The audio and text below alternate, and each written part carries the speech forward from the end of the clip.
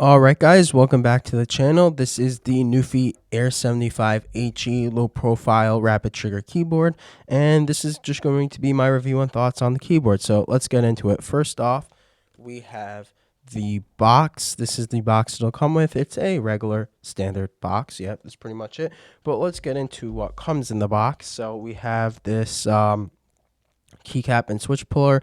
It's a generic one with a little nice colorway. Then we get this gray cable. It's not like a braided cable or anything, but it's a decent quality cable. It's fine. This is not the cable that will come with your keyboard.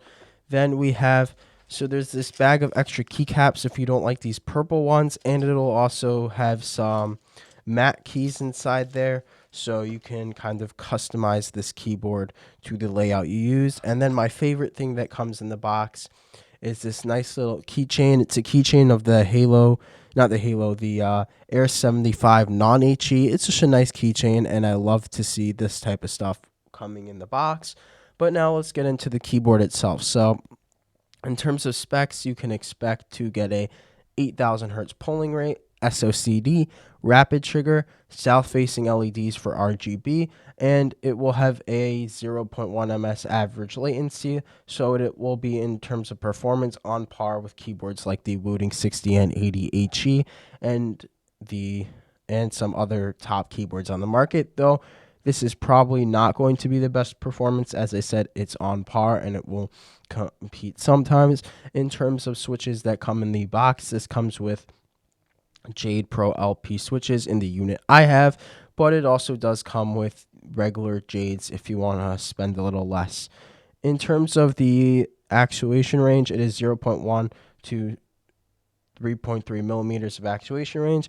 In terms of the Jade Pros, from what I've heard, they're a little heavier than the Jades. I haven't used the regular Jades, but the Jade Pros definitely sound better. So if you want something lighter, which most gamers I feel like probably will, go for the regular Jades. But if you want something that sounds a little better and has a little bit heavier of a switch, the Jade Pros are probably going to be your better choice.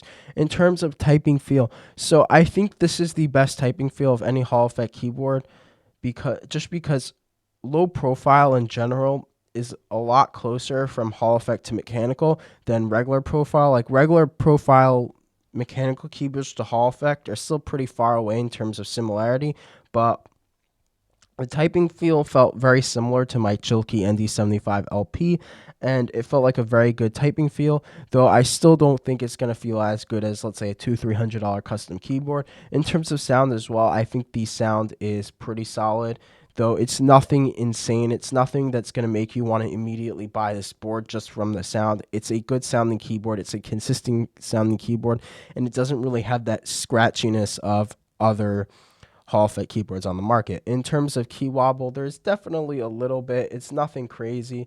I don't even know if you can tell right here, but it's wobbling a little bit. It didn't affect me in game.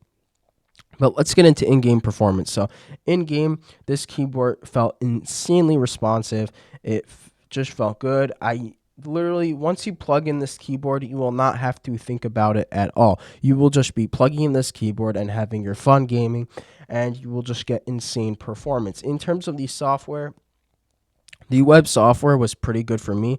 I didn't have any trouble with it. You can change keybinds, you can set macros, you can change the RGB. There's even these two little RGB light bars, as you can see I just activated.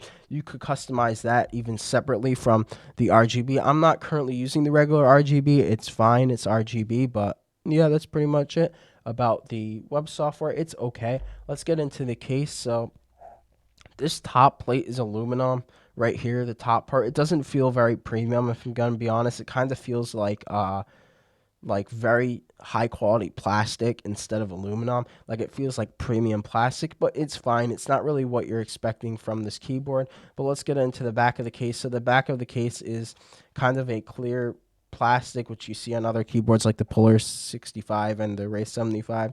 You have flippy feet right here. It's dual stage. I personally tried the flippy feet, it's going to be preference, but for me, my hands cramped up when I use them.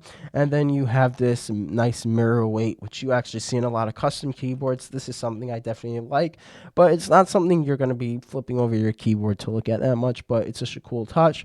And I'm just going to show you, you can see the thickness of the case right here. So overall, this is a pretty nice package. It's nothing insanely premium, but I think it's definitely better than what you'll get on, let's say, a stock booting, and it's going to be cheaper. In terms of the keycaps feel, so I think the reason why they didn't do full transparent is because obviously you would sweat a ton on these transparent keycaps, but the regular keycaps I felt fine during gaming. They felt pretty good. They're not insanely high quality, but they are good enough. In terms of these stock stabilizers, they feel really solid. I didn't have any issues with them. They felt very consistent. Probably the best stock stabilizers on a Hall Effect keyboard. I know every time I review a Hall Effect keyboard, I'm always like, this is better than the last one. But it's pretty much true. Hall Effect keyboards are improving rapidly fast, and every time there's a new one, it's usually better, except that Keydius one I tried. But yeah, pretty much this is a solid keyboard. The price is $130 for the Jade option, $150 for the Jade Pros, and if you use a creator code, you can get 10% off. So code Leo is the one I used. So after shipping is going to depend. For me, after shipping, it costed about $150 for the Jade Pros with using a creator code. Overall, would I recommend this keyboard? So if you want a keyboard that's comfortable to type on and comfortable to use, that you can plug in, you'll have great performance, and then you never have to think about it again, this is the perfect board for that. If you want a keyboard that's going to have the best typing feel ever, the best sound ever, this is not your option. This sound and typing feel is good, but it's not on the enthusiast level that you will want from a custom keyboard. But overall, I would say this is a high quality keyboard. You can't go wrong with it. If you just want a really nice gaming keyboard that's comfortable, this is your pick, and that's pretty much it. Thanks for watching.